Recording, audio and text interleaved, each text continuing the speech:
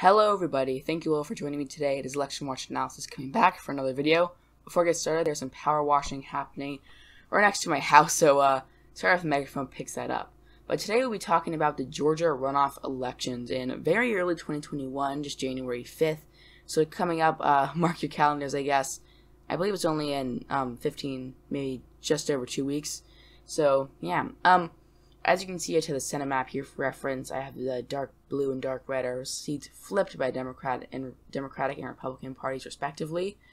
Yeah, so as you see this just mess of tabs I have here that I'll be navigating through today, I have the Real Clear Politics margins for the Senate races and also the presidential election races. The presidential election polling averages. And actually for 538 and for both these, I'll have the polling. But I'll explain the reasoning for that in a minute. I also have the historical races and the New York Times margins. So I'll explain quickly the reason why I have the presidential election polling averages up here. And sorry for this strange picture of Rand Paul. I don't know why it's there. The RCP average underestimated Democrats by about 0.7%. If you look at the actual raw margins, it was about 2.3%. But essentially, it also underestimated the Republicans in a way. So I'll just say they underestimated the Democrats at 0.7%. Therefore, I usually add 0.7% to the Democrats in each of the polls. For example, this would give David Perdue a 0.9% victory instead of 0.6%. And it would give Ralph Warnock or actually Kelly Loeffler a 0.1 victory. And these are actually very similar to the, really similar to the 538 averages. Actually, are the 538 averages. And in 538, their polling difference actually favors the Republicans. So by this logic, I guess it would give the Republicans a victory. But I'll talk about very soon who I think will win in the end. But let me just look through the history of Georgia quickly. So as you can see, I'm going back to the earliest election I have. David Perdue, who was again up for re-election, beat Michelle Nunn, daughter of Sam Nunn, or probably likely relative of Sam Nunn, who was a Georgia senator way back when. He beat her by 7.7%. That's a pretty big margin. That's a very good margin. So she didn't. Yeah, obviously she did not do very well. The next Senate race, you see Johnny Isakson beating James Barksdale by 13.8%. A very handy margin right there, and improving on David Perdue's election 2 years earlier. But then you go to 2018, where you'll see something very interesting. Stacey Abrams gained on James Barksdale's margin by about 7%. Brian Kemp, I forget everyone's names here, lost about 4% from Johnny Isakson's total. So yeah, I think you see turnout was also up by quite a bit, but Stacey Abrams came within reach of winning, about 1.4%. It was very, very, very close. And closest since 1966, actually, as this says. Yeah. Sorry about that, everyone. I'm just gonna. Alright, let's move through. So then we have 2020. So, 2020, very, very large, pretty high amount of turnout, 60%. While it wasn't 70%, it was still pretty high. And Joe Biden won. And I was not expecting this. I call it an upset, actually. That's how much I wasn't expecting it. Looking at, here we have the Georgia map up. Joe Biden improved in Hillary Clinton's margin. If you look back, she only got about, I believe, I'm going to say 45%. Yes, 45%. Roughly the same as Barack Obama did, but Donald Trump back then, he wasn't president yet back then, but he actually lost. He lost 30% to I believe it actually went. You could say it would go to. I'm trying to scroll down and find it. Gary Johnson, he won about 3%. So yes, a lot of 3% of Mitt Romney voters actually went to Gary Johnson, interestingly enough. But yeah, she did not improve on Barack Obama's totals, and Joe Biden improved on those totals by about 4%, interestingly enough. And yeah, he overperformed both those candidates. So yeah, very interesting. Now looking at, okay, let's talk about the polling. So I'll now discuss who I think will win. I'll talk about the regular Senate election first. So, regular Senate election, David Perdue has already been elected, as you can see here, by the state of Georgia, which is, that's different than Kelly Loeffler, who was appointed to the seat. It's not really technically her re-election. It's actually David Perdue's re-election, though. So, yeah, he's running against Jon Ossoff, who I think, honestly, comparatively, is a weaker candidate than Ralph Warnock, because, well, he underperformed Biden. He got 47.9%. He did not get Biden's numbers, and David Perdue actually overperformed both Biden and Trump. If Donald Trump had gotten his margin, he would have won the state. I'll say that. He beat Donald Trump by about 0.2%. Jon Ossoff, I wouldn't call him a weak candidate. I think he's a decent candidate, but obviously I just don't think he can win in Georgia so far. But really, I think he actually does have a shot with the changing demographics and all that. Stacey Abrams registering voters. I think he really can win. And Ralph Warnock and him have been campaigning together, so they're creating a joint message. So that really works out, because in that strategy for the Democrats, those who are voting for Warnock are, I would call them, more likely to vote for Jon Ossoff, because they're appearing together, they're kind of linking their campaigns.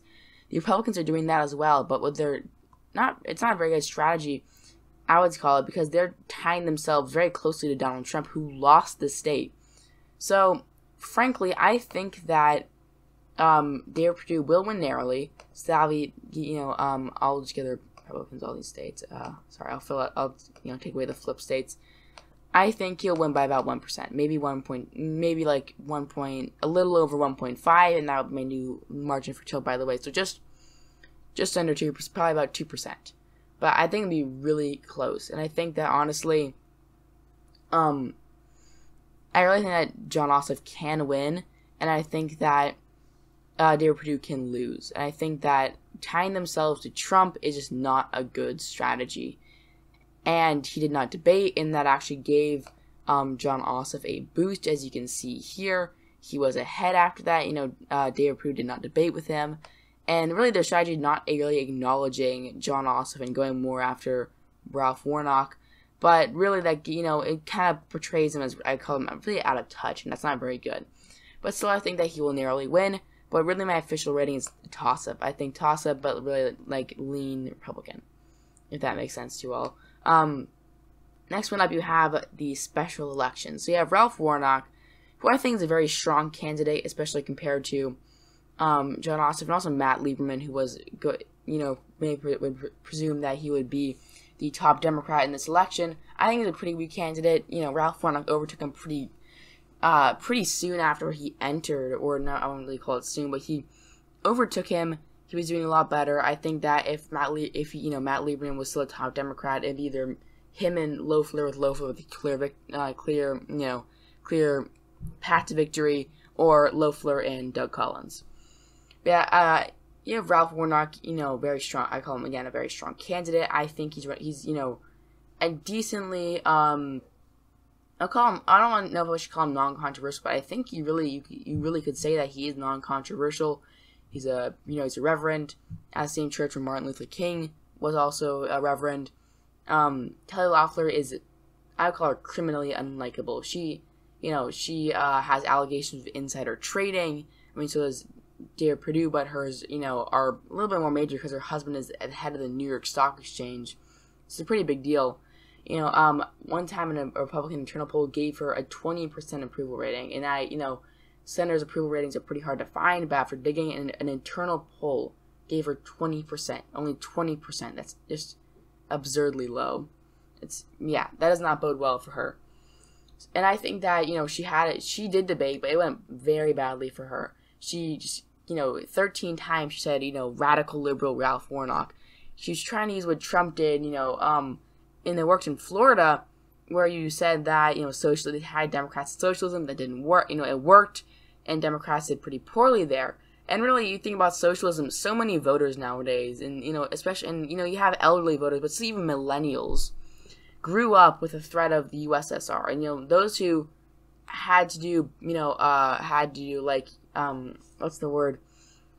They had they had nuclear safety drills. I don't think they're gonna vote for socialism, but they'll vote for progressive ideas. That's different, and that's probably a different video that I'll talk about, a subject I'll talk about later. But I don't think it will work because she's portraying it in such a strange way. I honestly don't think that will happen. So I think I'll give Warnock a tilt margin of probably 1%, which is again within 1.5%, which would give Warnock the victory, but still Republicans would take hold of the Senate.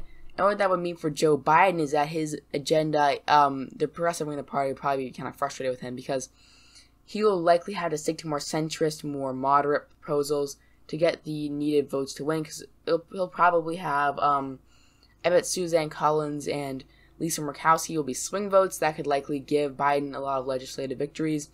But you also have Joe Manchin and Kyrsten Sinema, very conservative Democrats. Joe Manchin was elected in deep red West Virginia, where he'll need to keep the interests of the coal workers in mind. So he's running again. He has re-election in 2024, and if he loses, that's one less vote for the Democrats. So they'll likely keep 2 more centrist proposals. But there we have it. 59-41 for the Republicans will win. Yes, that may likely not be the best scenario for Joe Biden's agenda, but in the end, he might be able to get a few legislative victories in with Lisa Murkowski and Suzanne Collins as swing votes. Well, there we have it, everyone. Thank you all for watching. I do have a election night coming out of this, so make sure you subscribe and hit the notification bell so you get immediately notified when this happens, when it comes out, and you can watch it then and there. I hope you all enjoyed the video. Please comment down below what you thought. Do you think Ossoff Loeffler could win? What do you think will happen with the races? Your prediction? Please like, it really helps, and subscribe. So thank you all for watching, and I'll see you all next time.